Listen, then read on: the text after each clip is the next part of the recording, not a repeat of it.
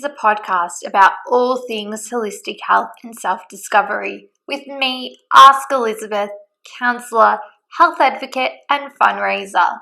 Join me as we get to know these guests and learn about how they implement health, well-being and self-care practices into their lives. Welcome to Unearthing Wellbeing with Ask Elizabeth, where our greatest wealth is health.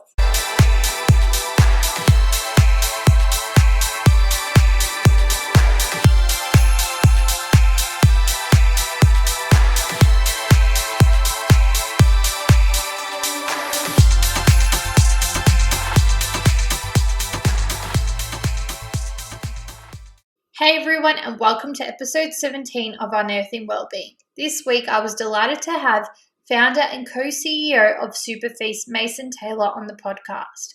Why I was so excited to have Mason on was because I have been taking medicinal mushrooms for the past 3 years, and he is one of the people who has such a plethora of experience in this area. I asked him questions that many want to know. Are they illegal drugs? Moreover, the benefits of these tonic herbs and adaptogens, as well as the importance of optimal mental health. I won't continue banging on about how crazy amazing this chat was with Mason. I implore you to take a listen for yourself.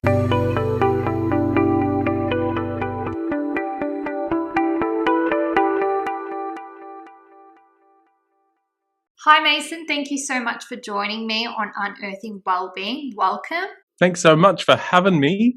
You're welcome. So tell us a little bit about yourself. Name's Mason Taylor. Kind of grew up in Sydney, moved up to the Byron area about 6 years ago. I got into the health arena about 12 years ago. I'd been traveling around South America and doing a lot of vagabonding, and I was a ski instructor and a bartender, and just kind of was having a lot of fun, burnt myself out. And then from that point, slowly started having conversations around health and opening myself up. And then while I was overseas in where was I?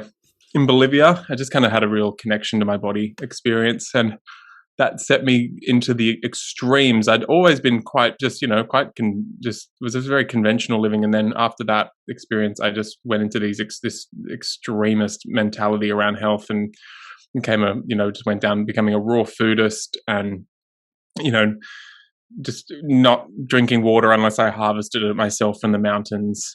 And then I started diving into what health philosophy is going to help me to cultivate wellness rather than just have things under my belt that, help me respond to things that were problems or symptoms, which is like the whole Western, even naturopathy, Western herbalism. It's most of the time reactionary or get to yourself to the point where you're quite balanced, whatever that means, but no potentiating philosophy. Not that it's not possible in Western mentality, but it didn't work for my mind. And so started getting into Taoist theory, and that led me into Taoist herbalism. And then coming out of uni, I just spat the dummy around corporate business because that's what I was doing for some reason. I don't know why. It was never going to work out well for my mind.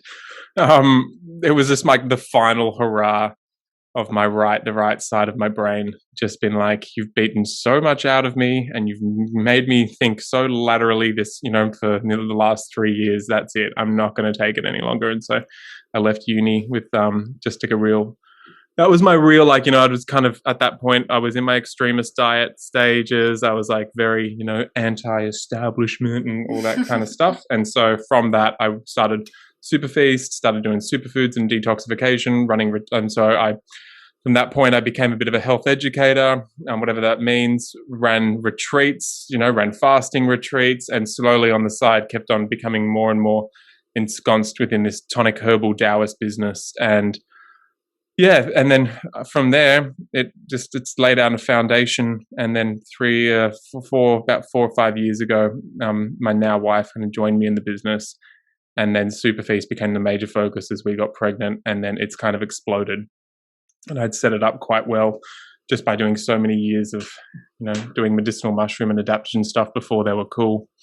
And so kind of got a lot of trust because, talk about it later, but like about different companies and that. But yeah, and so that's just like, that's a very brief little snippet of myself. I'm find myself running a company. But yeah, I'm someone that has like anyone that's followed me along the way, I'm either like I'm very off with the fairies a lot of the time. I've very much got a Peter Pan syndrome, and so I'm in a state, and I'm in that weird point where I'm really, trying to stay engaged with that childish, take a thought and just run with it, and just that that idea of being free, which was so important to me in my 20s, but at the same time come back and combine and integrate that with this, what I need to be is like with a young family, you got to be raised sharp and disciplined.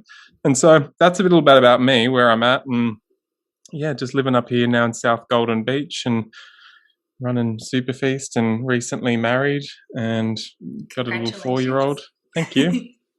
That is amazing. And it's funny how life just has a way of showing itself to you when you're least expecting it. Like you said, that you were traveling around South America, and then being a bartender, then going to university and going through that corporate way of living and the, I guess, Western values that a lot of people hold, and realizing that wasn't for you, and actually harnessing those beliefs that you've had since childhood and taking on that Peter Pan mentality, like you said, is so cool. And kudos for you for being able to make that a career and a living.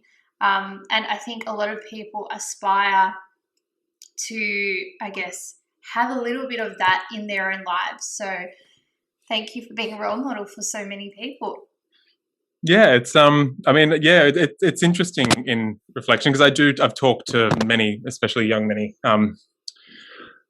people in the health scene who have had that same, I guess, existential crisis that I had, in the sense of like going to such an extreme within the health scene and being so anti something, just being so counterculture, that a lot of my ability to role model or mentor people has been how to like catch yourself when you've gone too far outside of yourself and you're kind of like dying on a hill of an identity, or you start believing that you are the stage persona or social media persona, rather than being able to stay a little bit close to your essence, and not having that pressure in the health scene of needing to like have it right. And nowadays it's even harder. Back when, I think it was a little bit easier for people, because not everyone could be on a stage and pull a crowd, but now everyone can can curate an essence of being an expert, and you need a certain amount of confidence and expertise and conviction in order to develop a following. But that means you need to identify, or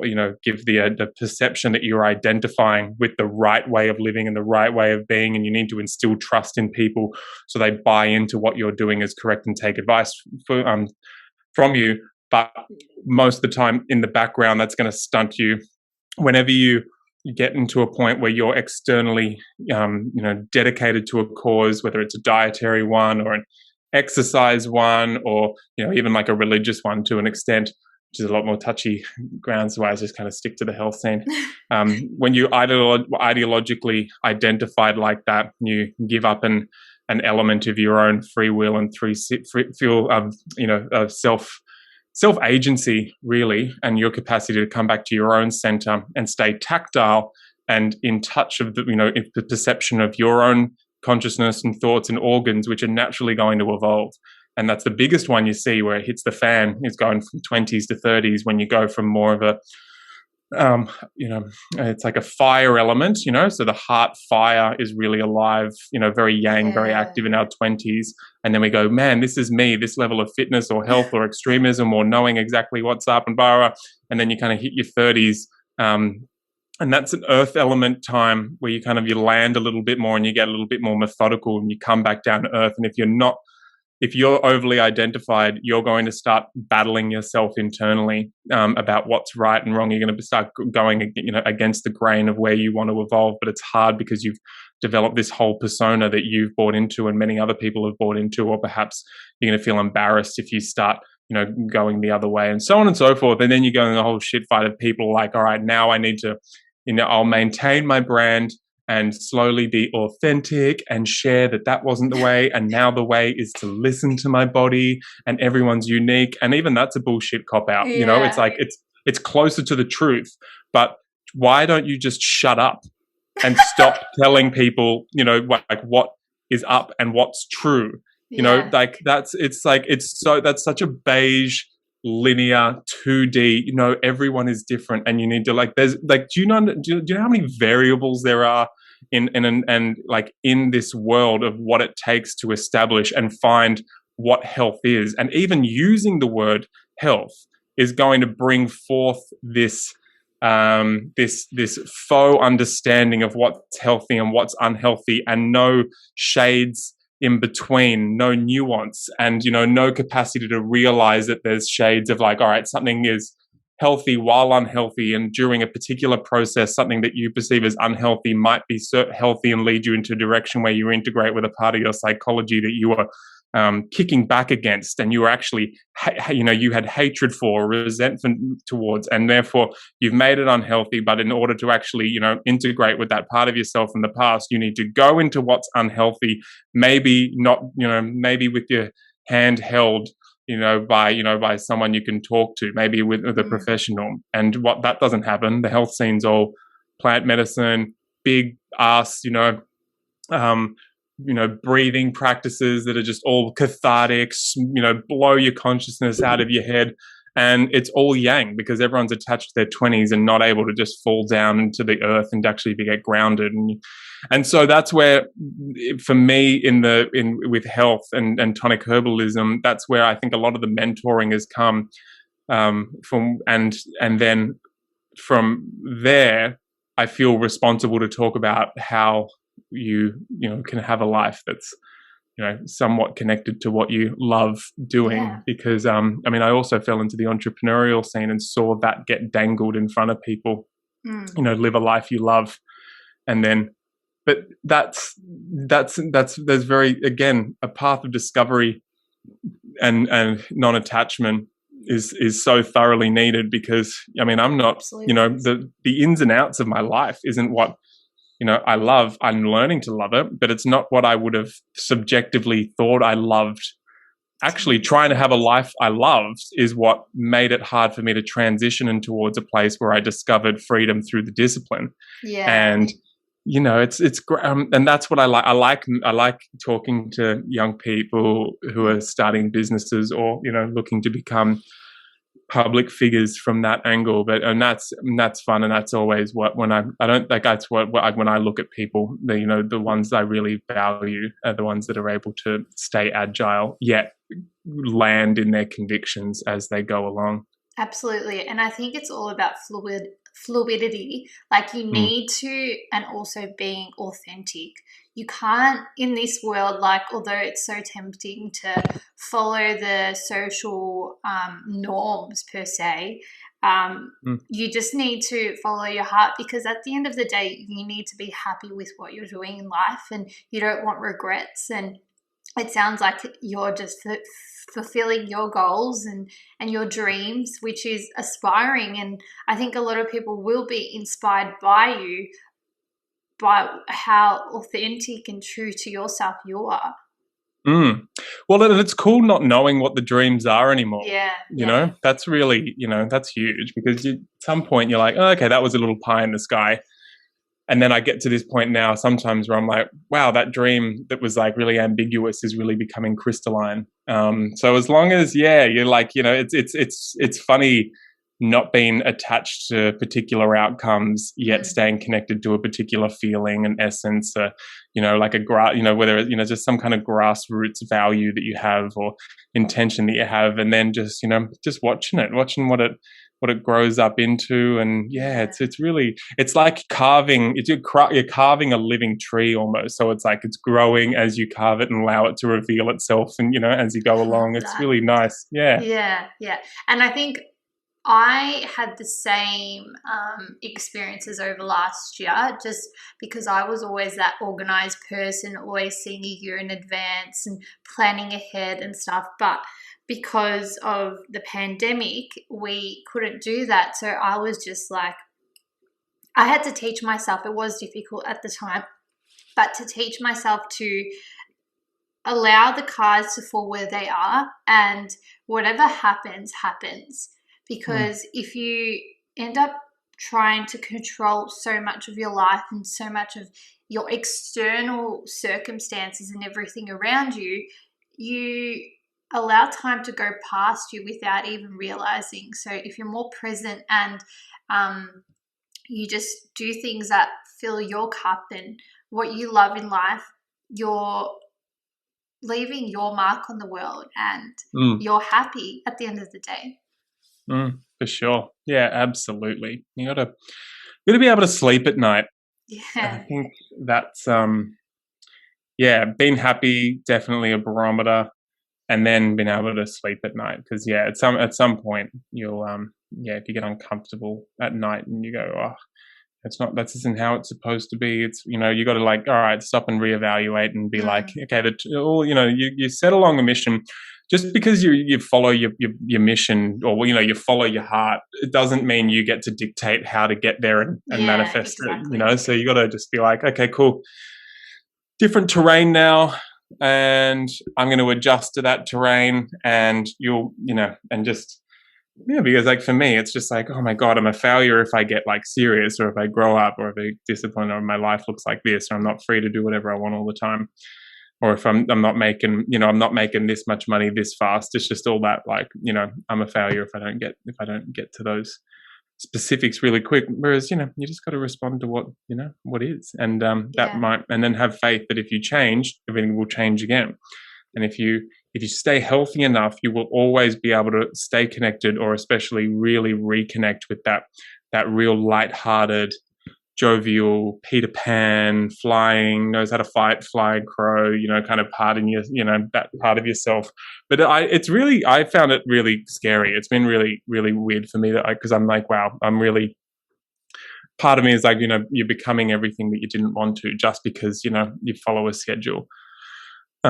That's my thing. Everyone's got their own little thing, but you hold the faith in yourself, and it just gets more interesting as you go along. Once you just go for it and do what is literally going to help you become calm at night.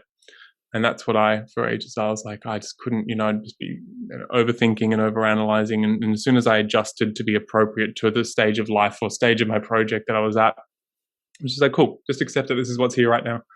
It might be for a few weeks, or might be for a decade. You just hold the faith, because you're bringing something to life, or you're contributing to something coming to life, or staying alive, or whatever it is, whether it's your business or another business or whatever. So that's a part of your essence, that's found that and it's been attracted to that. And then what does it take for me to continue to to do that and bring it into the world? Well, you're going to then be able to perceive your body and your organs and your consciousness telling you need to move in this direction, become more free, let go of this, become dedicated, have a plan. Don't be so obsessed with plans, start letting go of all this, extreme judgment or forgiveness, maybe get better quality judgment of yourself, whatever it is, you're like, you start, you know the direction you have to go, as long as you're willing to change along that process. And then that's when these projects become a dojo, and you just got to hold the faith. Autumn's a good time to let go. You just go, all right, fine, I'll just let go of everything I thought I was, and it's nice for that to happen in a slow process and not have to happen in like an extreme plant medicine or, like extreme meditation retreat. Like those times are really good. If you can get it during those, great.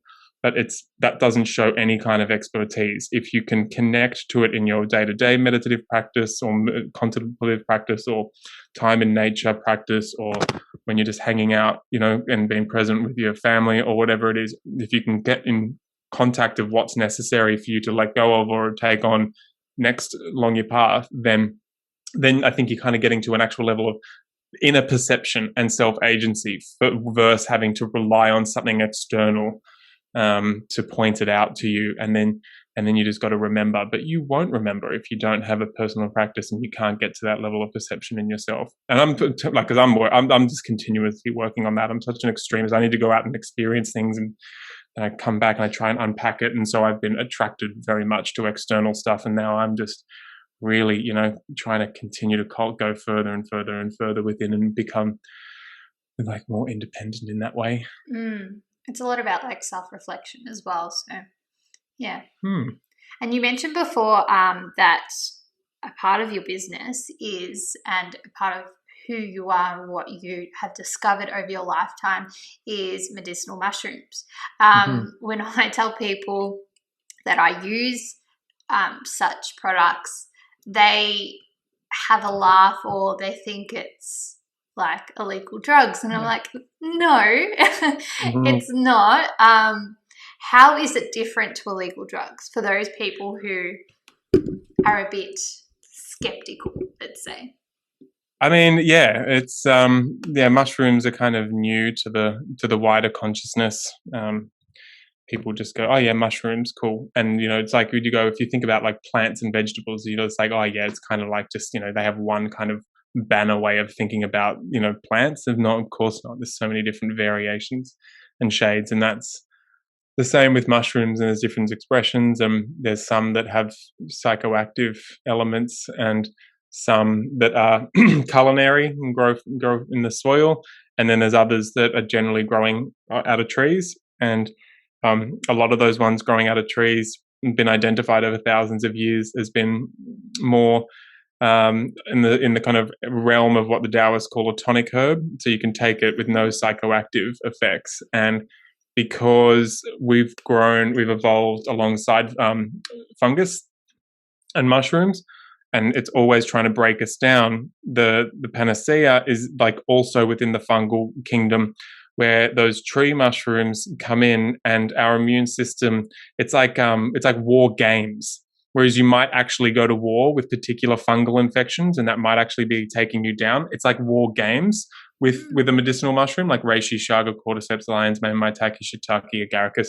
They come in and they hit particular receptors within your body that are there and armed and ready to deal with pathogens. But instead of riding on the back of those immune cells and going further into the deep tissue, rather than deteriorating the body at that point or taking over the body, they just hit immune receptors as they go along and turn the immune system on and light it up. So in the war games, it's like the whole point of that is to make your defense system more successful and give yourself some practice. So when you go out there into the world, you're better apt at warding off infection or invading, the evils, as the Taoists would call it. And yeah, so that's how it's different. Psychedelic mushrooms like the blue meanies and golden tops and that, and psilocybin containers, they send you off and do things to your consciousness. And the medicinal mushrooms also can alter your consciousness, but not in a psychoactive way. And definitely magic, just not in that way. Yeah. Yeah, meanwhile, I'm drinking my matcha with my mushrooms in it, lion's mane. Nice. It's amazing. Like, yeah, I think each mushroom, correct me if I'm wrong because I'm not the expert here, but each mushroom has a different objective and responsibility. And yeah, I love this one. It's like my coffee alternative. Oh yeah, it's just being able to take your medicine in like matcha or hot chocolate or a smoothie or I mean, it's a really fortunate time, obviously, for a lot of reasons. But these mushrooms, there's a reason that they're, booming. And one is because people can feel them actually working, and there's no just trust us, and it's been a serious deficiency immunologically. And so people can feel their immune system turning back on and getting more adaptive. And then, it's not, you don't become bulletproof, but, at a time like this, people don't want to cross their fingers and hope they don't get sick anymore. And, people still get sick, of course, but, it's just like if your immune receptors are active, if you have, flurries of activity within your immune system, which are directly led to it becoming more agile, mobile, intelligent, have the capacity to respond, versus when it's deficient and just turned off and you're not feeding it these kinds of compounds, then it's like, I mean, that's why during the pandemic, it's just, the biggest crock of shit of it all is that there is empirical evidence on, say, CBD and other cannabinoids and what it can do to the immune system and make it adaptive, along with medicinal mushrooms, along with the conscious cultivation of vitamin D, so on and so forth. All these other compounds. It's empirical. It's absolutely empirical. It's absolutely proven beyond reasonable doubt what it does, and that doesn't mean you go do that instead of anything pharmaceutical, or I'm not even suggesting they do anything that different to what they're doing, but do that and so that's where the biggest crock of shit is, like, in this whole thing. Because if you subsidize, I don't have the capacity to provide the country. It's not for my benefit. They'd have to go do, there's different sourcing. My sourcing is too small scale and, too niche to do that. So it'd have to be other people. It wouldn't even be me making them, the bloody money. But if they subsidize that, though, these compounds which are proven, and you work on increasing the immunological intelligence and resilience of the population in general, then you're going to have me on board. I don't give a shit what else you do. I'll be completely on board. But that's where the pure blindness around this scenario is just, it's just, I kind of find the whole thing, funny, even though there's many non-funny elements. I don't really, people might think, wow, you're really passionate about this. And I am, but I'm not. Doesn't keep me up at night. I really don't think about it, and I'm not really that angry about it. I like thinking about it in these scenarios, and I know the reasons why it's not happening. But that's why that's why I'm not getting on board any kind of narrative, because everyone who does fully and thinks that we're doing everything that we can is blind. They're blinding themselves, and I'm like, sorry, I'm not gonna do that. I'm not gonna be a part of that. I'm not on that train. Yeah. And it is a safe space to talk about these things, and everyone's got an opinion of their own, and they're entitled to it. And that's the beauty of the world that we live in, or the country that we live in, that we can have these conversations openly. And it's all about education. Like, I think this is why I started Unearthing Wellbeing and Ask Elizabeth, because it's going on that discovery to better yourself and educating yourself to become healthier, happier. And I think over the course of the last year and a half, I've been able to utilize the education and the information I've learned to improve my health. And I've been inside most of I was inside most of 2020, but I felt like my immunity and my strength was so much better because I was incorporating things like mushrooms, collagen, vitamin D, and all of that into my own regime. Yeah, I mean that kind of, that whole conversation. I mean, people think it's going to be hard for a government agency, even though I don't. I know all about it. I know why they've got no incentive to do this, but they're like, you know what? Here, everyone, we're going to put it up to 10 weeks mental health plan, a 10-session mental health plan, and then all people get is and there's no capacity to actually around here to actually get in. Yeah, everyone's booked, fully booked. I mean, and several people really struggling to even find that. But even 10 sessions is such a crock of shit. Yeah. I'm probably just getting to the point where I've kind of got more. I'm in more of my therapy is more on a Jungian kind of a progressive, preventative kind of angle, and so I'm not, the person I go and see isn't even on the getting health plan scenario, but even but I'm kind of getting to the point where on this little thing I'm getting up to 10 sessions, and I'm kind of pretty good. I'm not dealing with anything acute or heavy. But even me, I'm far out. I'm really just kind of getting somewhere raw right now. And then just off you pop, you little scallywag. You've had your 10 sessions. You're healthy enough to go off now.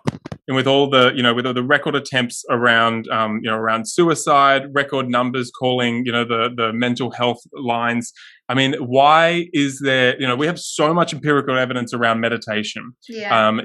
That's not, and there isn't deity, it's not all deity based. It's not woo woo anymore. There is like, it's been broken down. So, and there's a lot of government arenas, around business, at least I know that, government provided courses and support that is like super progressive, like not stuck in the Stone Ages around business. So they have the capacity to outreach to people say like in the millennial sphere, and be like, in your area, I want you to go and spearhead getting as much meditation or whatever. Just go to the journals. There's like the journals around health and mental health.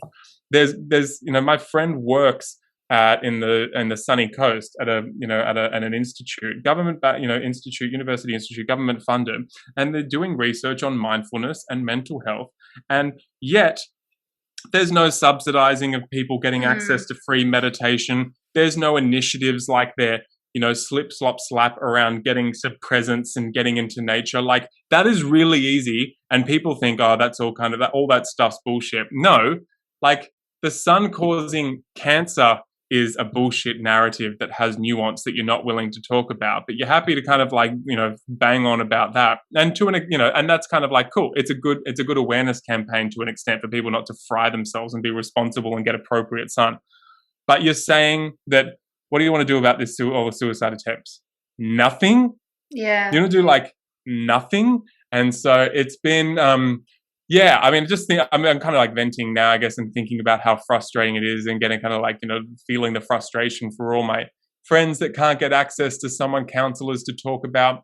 And there's a few like little bump ups of like, give a little bit of extra money to the, to getting counselors on the, onto these mental health lines and blah, blah, blah. But, you're calling up a number and just having one little vent of a conversation, and that's it. They need to be getting like massively on the front foot. So that's why I'm like, there's like, this is an incomplete, I'm not getting fully on board anything you guys are saying, because ultimately your agenda and your, lack of capacity to adapt to the times and utilize what's been proven, and you're just sitting back on old shit science, just old proven things that you think the population's going to buy into. And because you're their corporation, even the government's a corporation, they need shareholder confidence, and so they need just the things that, for the branding's sake, that are going to make the population and the masses get confident, rather than actually doing something that's going to be progressively beneficial to them. So that's, screw that. And more mushrooms for everyone would be like, a bloody delight. Yeah, absolutely. And I agree 100%. Like, I'm a counsellor myself, and yeah, right. It actually is so hard. Like, for people, my GP personally has asked me to offer my services to people, but I'm not on the Medicare rebate scheme. So they can't actually see me without forking out a whole lot of money. And it's just like, look, there's progress, but it's very, very, very slow. And even then, it's just like, it might be a little too late. So it's way too late. The damage, devastating. This whole thing has been devastating to people's mental health. And that's why I'm trying to provide this kind of thing for people.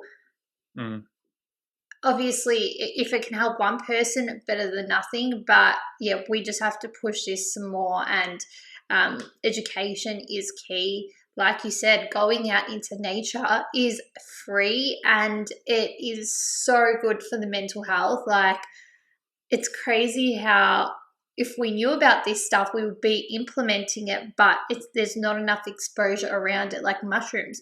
Mushrooms are amazing. Like, within half an hour, lion's mane literally takes a sheet off my brain and I'm buzzing. Like, I can get through so much work, and it's natural. Like, you don't need to pop drugs. You don't need to pop other shit to get the exact same benefits.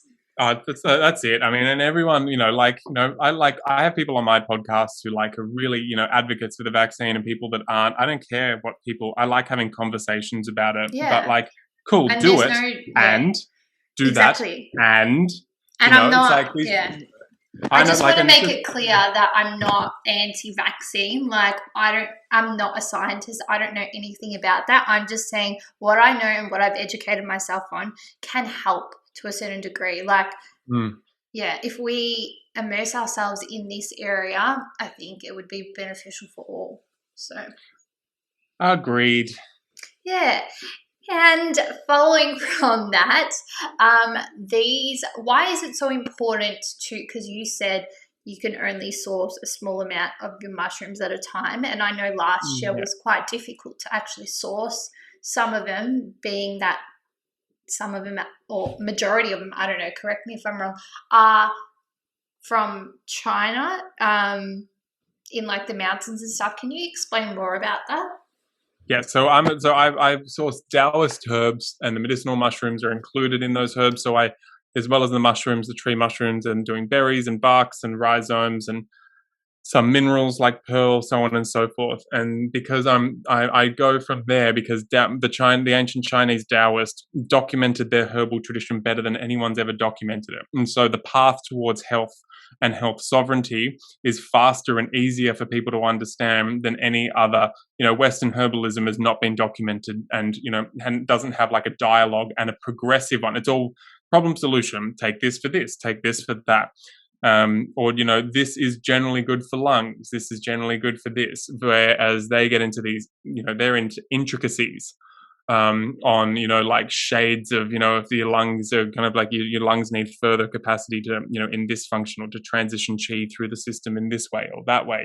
There's different herbs in different directions, and so there's a path to getting on them to heal yourself, and then a path towards like, this is how you cultivate the treasures and the essence of the body, so that when you get to 80 and 90, 100 and beyond, you can ideally, if you do it right, you can at least put the odds in your favor that you're not going to degenerate as fast as if you didn't. And so that dialogue is why I stick with Chinese herbalism for now, because I think it's a real benefit to where the world is at. And if you source Dao, which is the way that the ancient Taoists, especially like 2,000 years ago, the best possible herb you're going to be able to get is Dao. And so that means it's grown in its original place, whether you're sourcing it wild, which we don't do a lot of anymore for sustainability reasons, or farmed in a way that's extremely small scale in a particular region, in a particular microclimate, with very particular little, elements, like the seed or the spore needs to come from the microclimate, not just a commercial one that you buy,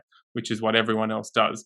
Only wild spring water, be exposed to the elements, be growing on, the reishi, and the lion's mane grown on wild oak. And then that wild oak, now we need, there's just standards and ethics around it, which I know some people are like, there's none of that in China. It's just like, yeah, well, I could say the same, if I look at Australia and what Australia does to its indigenous population, or to the Great Barrier Reef, or to uranium mining in the Northern Territory, you could say, all Australians are awful.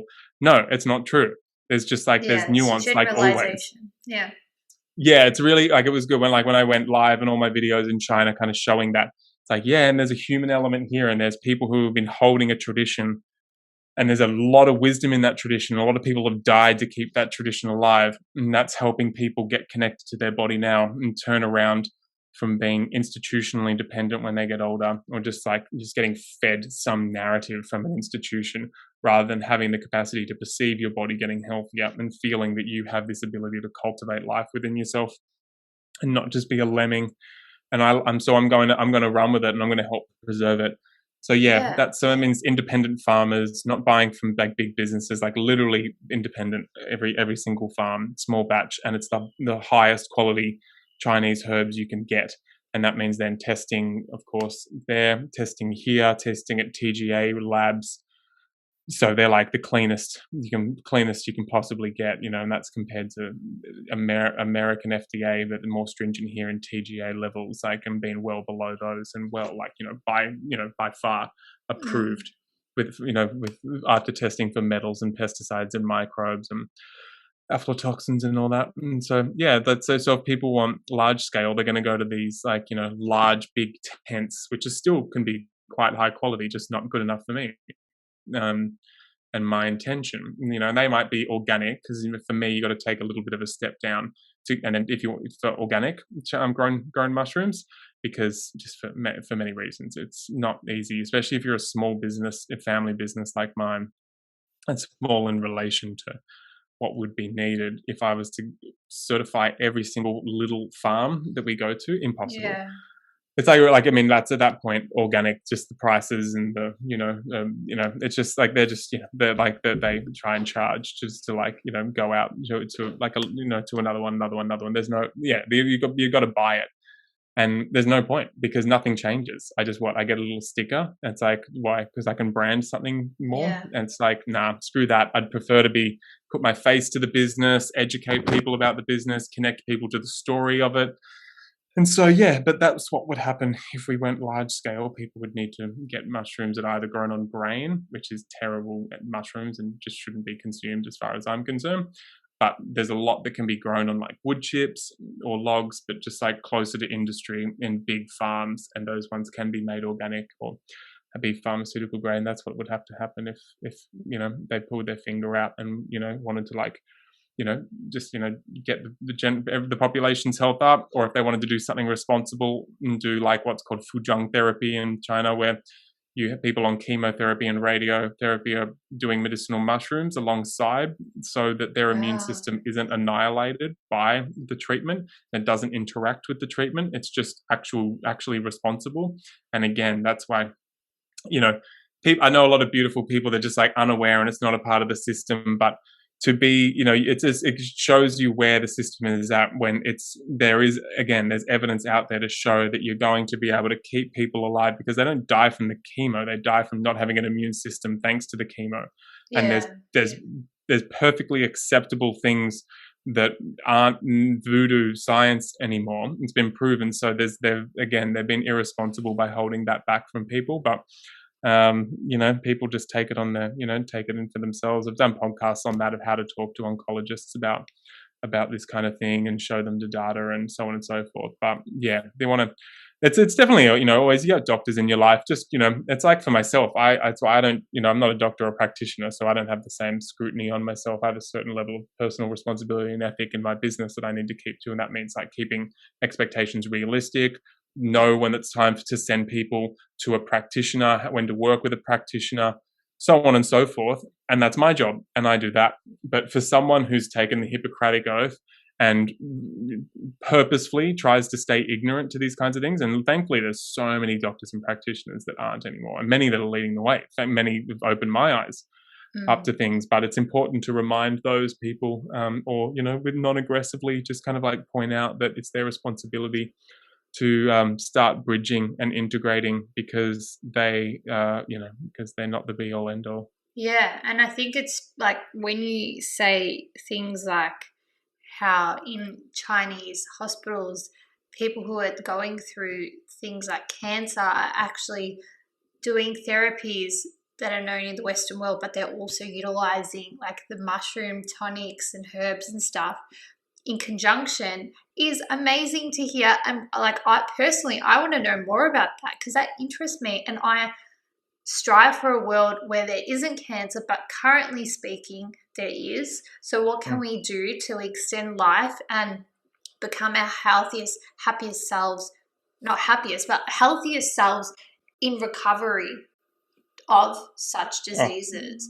Huge. If they just poured a little bit of energy into measuring outcomes when people were on like medicinal mushrooms, cannabis, getting like, good hydration, whatever, remineralization, things that we know don't interfere with these like really hectic treatments. Yeah. It would be astounding. And then, and it's hard. I get it. Cause, there's too much to mourn there. There's too much ignorance. I know, it's hard, I got like people die of cancer in my life. And then, having to like realize what would have been possible if you'd, blah, blah, blah, you'd known this, then you would have been able to get, contribute this, how blind they're making them, how, just like the whole sickness industry, it's hard. So imagine if you're in the middle of it and you're complicit and you're so identified because you're so off your self-agency and you're swept up in a label and you're an extremist when it comes to healing and everyone tells you you're the one that's right. And so these people are like the biggest religious fanatics as far as I'm concerned, the people in like Western medicine that will never budge and calls everything else bullshit. They're basically religious fanatics as far as I'm concerned, and, kind of like ideological robots outside of their own center. And to, it takes a lot of mourning to know what you've been complicit in to know that you've been, like not going towards a responsible path, a mature path of integration that could have saved lives and prevented suffering. And that's the same as a lot of people extremely anti-medicine when they have to acknowledge that they've ignored the fact that there are modern medical interventions that could have helped and saved people in their lives if they hadn't been so stubborn and ideologically, just like it's all about like juicing and, like natural remedies. And they wouldn't actually allow themselves to get a little bit of help, from the blessing that there is in modern medicine. Same deal, they don't break out of their fanaticism because it's like too much of a, you're too much of a failure and it's just too much morality to handle, but everyone needs to do it. Yeah, definitely. A lot of people I know tend to go down that path of natural remedies and herbs just to see if they can recover, whereas if they actually started those earlier on, it could have changed things. Yeah. So, yeah. That's why I love tonic herbs and medicinal mushrooms. It's why I love seeing people use, like reishi mushroom, queen of the medicinal mushrooms, like by far, like one of the most incredible liver herbs, lung herbs, gets in and makes the immune system absolutely sing, lowers the tension through the nervous system just through that. They think they'd watch this hormonal adaptability that comes when people use reishi, this calmness of the mind, this, ability for people to lower cortisol because they can get into a rest and digest place just through taking reishi mushroom. And they think that, like just through that, they go, wow, this thing is a hormone regulator. Your hormones are healthier, and then what it does for like actually developing your capacity to create white blood cells and increase your white blood cell count. Reishi mushroom is, there's once you get into medication territory, of course, you start getting like, you should look up drugs.com, the interactions between like reishi and so on and so forth. But nonetheless, you're going to be able to use them in those. Practitioners are going to be able to use them in those instances. But that's just a magic one. Chaga mushroom, big black sclerotia, is just this huge, powerful adaptogenic substance that just goes after fungal infections, parasitic infections, and that's like one of the highest antioxidant foods in the world. It's got one of like an extremely high melanin content, and so it's just this extreme antioxidant, protective, taking down free radicals, preserving your youth kind of energy coming in at all times, skin protective, and you have them in the diet. You got to make sure, you hear all these things and you're like, oh my gosh, I want all of them. And it's going to give me all these amazing benefits straight away. It's like, well, maybe it might not give you, maybe you're probably going to feel benefits, but maybe it's just going to stop you from sliding into deterioration. That's fucking amazing as well. Yeah. So but, cordyceps for the, like this is balancing the kidney energy, which is the foundation of your help in Taoism, your Jing. Jing energy is your whole genetic potential. If you've got strong Jing and kidneys, it means you haven't been stressing yourself out excessively, haven't been relying on coffee, haven't been, too cortisol reliant, sleeping well. That's the foundation, lifestyle. Then you bring in Jing herbs like cordyceps into the picture. Then they cultivate that energy. That means you've got, endurance, bone health, baseline for brain function, strong knees, strong hips, genetic potential. These are all the things that Jing has. So if you're flogging yourself, burning the candle at both ends, at least have these herbs to stop you from really declining. Don't expect things to get better. You got to but there might be periods of life where there's just no choice. You got to go. You might be broke and you might have kids and you got to hustle. You have no time to like focus on sleep and that kind of thing. Get onto the herbs and as many practices as you can to stop you from destroying yourself and your foundation. Keep your foundation intact. The herbs can definitely do that. Cordyceps is an amazing one. Jing blend that I have is another amazing one for doing that. But hold on and remember that you are eventually, once you can, you need to turn your lifestyle into one that's actually sustainable and cultivating of Jing. Cordyceps is always the athlete's one, as well. Just brings that energy, that robustness, that strength, that power. That's all kidney energy, and it's also a lung tonic. So people love it. Just you can feel the breath just being utilized so much more effectively, and it's invigorating to your blood. Lion's mane you talked about. It's just a brain nervous system loving herb. Everyone who's like, gets to the point where there's especially potential for brain degeneration, they should just be on it. All students will, absolutely feel the incredible benefits that you have with lion's mane. Why?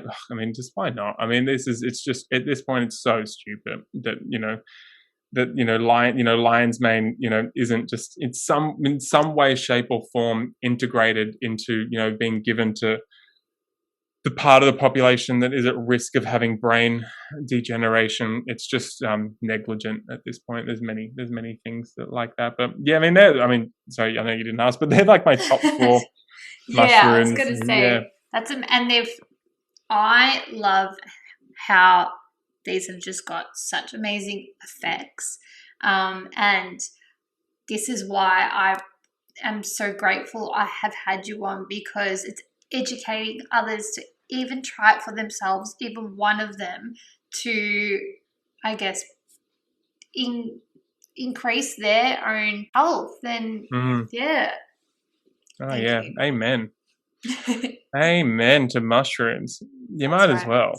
Yeah, exactly. And you've got your own brand, SuperFeast, which you've already mentioned. But for those, can you tell us a bit about your brand, and for those wanting to, I guess, source, what is it that we should be avoiding? What should we be looking out for? Avoiding, stay away from the herbs grown on grain. Otherwise, yeah, that's kind of the only thing. Make sure they got good, testing. And I'd also, I personally, I like being forward facing. Make sure people aren't hiding behind a branding strategy, because it's insidious. People ask who's invested in them. That's that's a big important thing for me. It's like, it's the easy way out. That for me, I didn't get investors to this point, and won't for the foreseeable future, because I still get to control the narrative, and I get to stay close to the essence. And business does try to kill the philosophical and spiritual essence of these herbs. You bring investors in, and they will shit all over it. And of course, there's there are going to be examples where that's not the case. But generally it is. So I'd be looking out for that. Who's involved there, because there's a special source of je ne sais quoi if you really stay connected with reverence to these herbs, and don't just treat them as a commodity. There's a real special something. So don't settle for like, I kind of feel good. You want to feel it. You want to feel these and like feel fantastic from these herbs. So make sure you're not feeling it, take a little bit more. And if, and just, we'll get in touch with, you can get in touch with us at SuperFeast. You can Instagram us, you can call us, you can email us. We'll guide you through your journey. Easy ways. Like we've got like Mason's mushrooms is like a blend of mushrooms, a really easy way to get into it. Or we've got capsules called Mushroom Mate, M8. And that's, there's just lots of, and some people are listening and going, I'm exhausted. I'm just so exhausted and tired. And the Jing herbs would have stuck with them. So there's maybe cordyceps is the way to go, or there's a formula called Jing, Jing, that if you'll feel it. If you're exhausted and you take Jing herbs and you take enough of them, you'll feel that. And once you feel it, that's what you want. If you're not feeling and getting transformed in terms of the sense of perceiving, wow, this is me. I'm not taking something like coffee and it's affecting me. I'm cultivating something. That's what you need. That's what you want to be looking for. Yeah. Someone, a company, or someone, a mentor, a facilitator that understands that you are not creating reliance on a herb here. You are working basically with an ally to restore herbal function, and then the idea is you can get back into perception of what's create like a new normal in terms of the level of health, and you can do that through basic lifestyle factors. And then once you land there, there's absolutely no reliance on the herb. Then you go and explore another layer of your herbalism, and it reveals a new way for you to cultivate little special source things that are going to make life much easier for you when you get to your elder years. And you have to think about that now. You have to think about, don't get on yourself with guilt. But, that's, because we're at a hustle kind of time of life, especially if you're younger. But, you have to think about your 60, 70, 80-year-old self and think, is this sustainable? Where are my knees going to be at? Where's my skin health going to be at?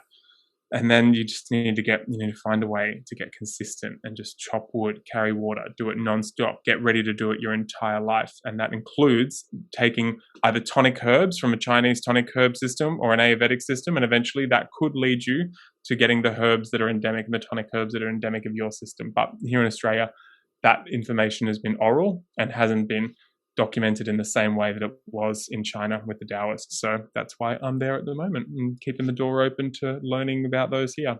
Love it. Thank you so much for that. And aside from the mushrooms, tonics, adaptogens and all that, what else do you use for self-care? Lots of sun exposure, I think, is really important. I drink only spring water. I mentioned meditation is just, something I resist. Yet I definitely love, and for me, my movement practice is varied. My core practice is where I work with my friend Benny Ferguson, the movement monk, to just release tension and constantly stay connected with my body. And it's an interconnection of qigong and energetic work, Shaolin arts, varied practices, strength practices that really keep me going. And Amazing. And lastly, what are your 3 tips to unearthing wellbeing? 3 tips to unearthing wellbeing: stay in your own center, go and explore extremes, but don't get lost to them, and know that your mind and yourself will change. So you might as well not get dogmatic about it now. Always be able to take the piss out of yourself. If you're getting offended, then you're lost. And just remember to come back to, what's a sustainable way for you to cultivate health, and think what you're going to be able to do now consistently till you're 80 or 90. And then you may earn the right to have some wisdom. Amazing. Thank you so much. It's been incredible and so educational, which is my main aim of these conversations. And for those interested in purchasing mushrooms, where can they find you? Superfeast.com.au or superfeast.com if you're in the States. Fantastic. Well, have the best day, and thank you again. Thanks so much. Thank you. Bye.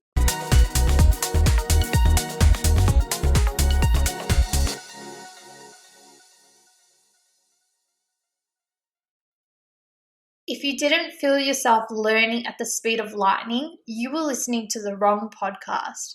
I am so happy I got the chance to have Mason on. He did not disappoint. To ensure Ask Elizabeth and Unearthing Wellbeing continues to grow, please subscribe and rate the podcast. Feel free to also share and tag us on your socials. I hope you have a lovely day. Be safe and be kind. Take care.